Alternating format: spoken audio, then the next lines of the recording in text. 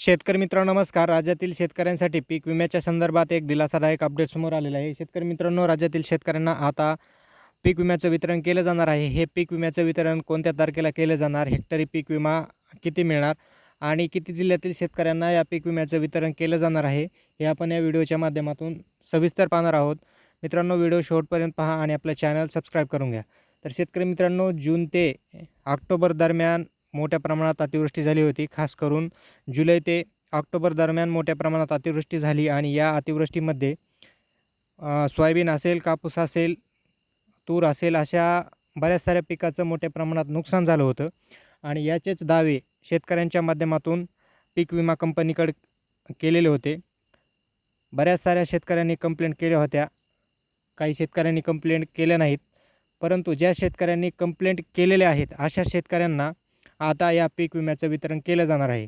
31 मार्चपूर्वी 23 जिल्ह्यातील शेतकऱ्यांना पीक विम्याचं वितरण केलं जाईल, अशी माहिती कृषी मंत्री माननीय कोकाटे यांनी विधानसभेत दिलेली आहे.